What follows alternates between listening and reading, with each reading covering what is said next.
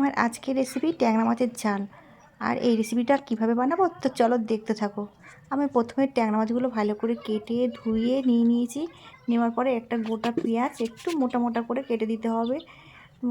মোটামুটি 6 ফালি মতো করবে। তারপরে ওতে একটু সরষের তেল ঢেলে দেবে। আর এদিকে আমার কড়াইটা গরম হয়ে গেছে, আমি কড়াইতে তেল দিয়ে দিয়েছি। আর সত্যি কথা বলতে এটা একদম পুরো দেশি ট্যাংরা বন্ধুগণ। এটা কিন্তু কোনো গঙ্গার ট্যাংরা নয়, একদম পুরো দেশি পুকুরের ট্যাংরা। আর জ্যান্ত জ্যান্ত ট্যাংরা, খুব সুন্দর টেস্টি হয়। আর আমি এবার এর মধ্যে কয়েকটা গোটা কাঁচা লঙ্কা চিড়ে চিড়ে দিয়ে দেবো।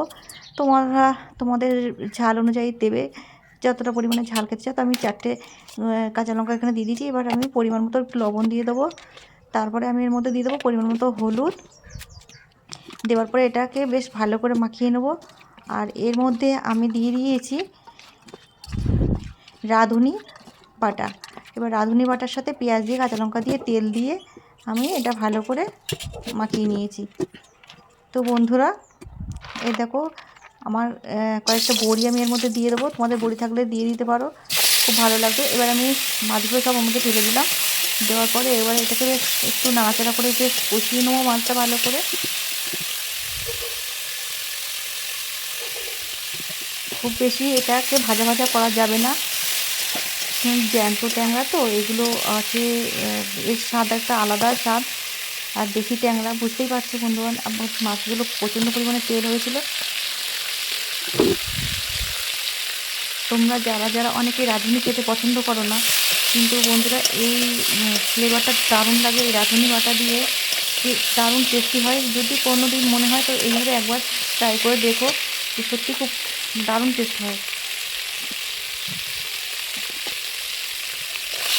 তো আমার এটাকে বেশ ভালো করে কষিয়ে নিয়েছি।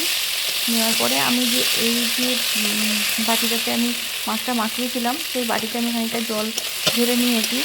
তো এই জলটা আমি এর মধ্যেই দিয়ে দেবো। আমি জলটা দিয়ে দিলাম যতটা পরিমাণে, তোমরা খুব বেশি এটা ঝোল করা যাবে না, একটু অল্প অল্প গায়ে গায়ে হবে। তো এটা ততক্ষণে ফুটবে আর আমি ততক্ষণে একটু রাঁধুনি আর জিরে মরিচ একসাথে বেটে নেব।